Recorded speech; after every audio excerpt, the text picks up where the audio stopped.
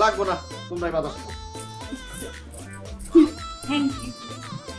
দেখছো একটা ফ্যান আছে ভিতরে।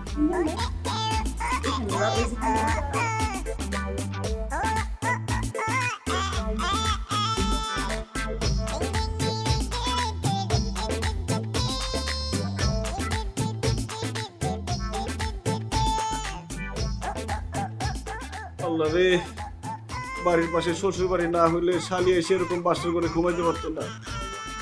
বাড়ির পাশে বিয়ে করে মনে হয় একটা ভুল করে ফেলাইলাম।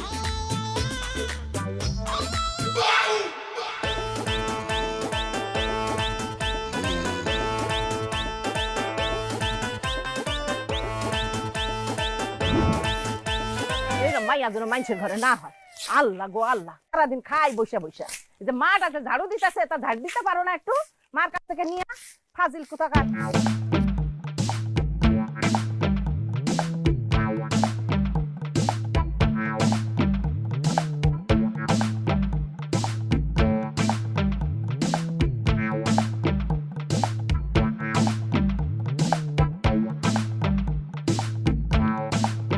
কিরে, রান্না বান্না না করে এখানে বয়ে রয়েছিস কেন? কেমনে রান্না করমু? আমি কি রান্না বান্না করতে পারি? ও, তুই রান্না বান্না করতে পারছ, খাইতে তো ঠিকই পারস। এই যে আমার ছেলের মাথাটা খায়া বিয়েটা ঠিকই করছ। আর কেমন মা তোর, হ্যাঁ? ফালতু মহিলা, মায়ের রান্না বান্না শেখা নাই। কি কইলেন আপনি? আপনি আমার মারে ফালতু মহিলা কইলেন?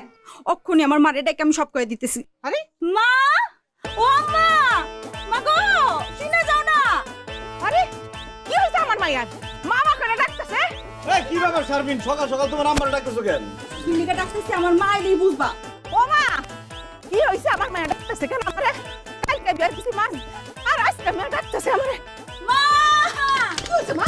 কি হয়েছে? হ্যাঁ কি ডাকতেছো কেন আমারে? হ্যাঁ মা দাও না, সকাল থেকে আমার শাশুড়ি আমার যাতা কথা কইতাছে। আমার অবশ্য কইছে কোনো সমস্যা নাই, কিন্তু তোমারে কইছে কি তুমি নাকি একটা ফালতু মহিলা। কি কইছে? আমারে ফালতু মহিলা কইছে? কি ব্যাপার? আমারে ফালতু মহিলা কইলেন কেন? আপনি ফালতু, তাই আপনার ফালতু মহিলা কইছি। আপনি ফালতু না হলে আপনার মেয়ের রান্না বান্না শেখান নাই কেন? আমি তো মনে করছি আমার মায়ের কোনো রাজপুত্র লাগে বিয়া হইব, সেই জন্য আমি কোনো রান্না বান্না শিখাই নাই, কাজ কামও শিখাই নাই। কিন্তু আমার মায়ের যে কোনো গরিব পরিবারে বিয়া হইব সেটা তো আমি ভাবতেও পারি নাই। কি? আমরা ফকিন্নি? আমরা যদি ফকিন্নি হই, আপনারা কি নবাব সলিমুল্লাহর বংশধর? ইউ ফকিন্নি, মিসকিন খয়রাতি ভিক্ষা করে খায়। খবরদার, মুখ সামলায় কথা কও। কে গরিব সেটা রান্না করে দেখলি বোঝা যায়। পাঙ্গাস মাছ লইছে বাজার থেকে।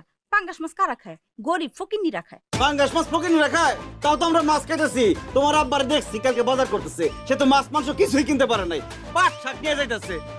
ফকিন্নি খায় লতা পাতা, আবার বড় বড় কথা। ওই জামাই, মুখ সামলাইয়া কথা কবা। আমরা লতা পাতা খাই, শাক খাই না?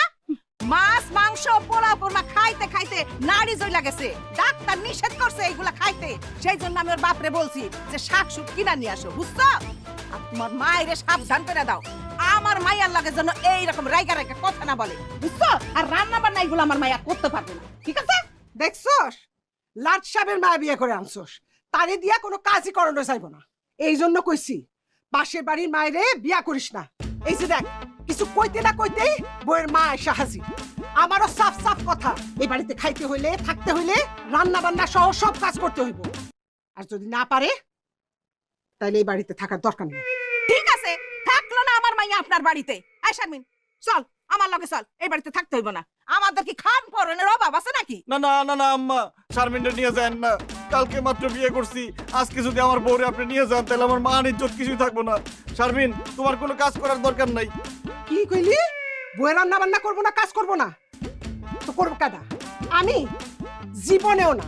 বাড়িতে বউ থাকতে আমি কোনোদিনও রান্না বান্না কোনো কাজই করবো না। থাক সব না খাই। শারমিন, আসো না, আমি আর তুমি রান্না করি, দরকার হলে আমি তোমার সাহায্য করব। না, এই পাঙ্গাস মাছ আমি খাইতে পারবো না। তুমি যাও, বাজার যাও, বাজার থেকে ওই মুরগি নিয়ে আসো। পোল্ট্রি মুরগি আনবে না, দেশি মুরগি নিয়ে যাও। ঠিক আছে, যাইতেছি। এরপরে রান্না করতেছি।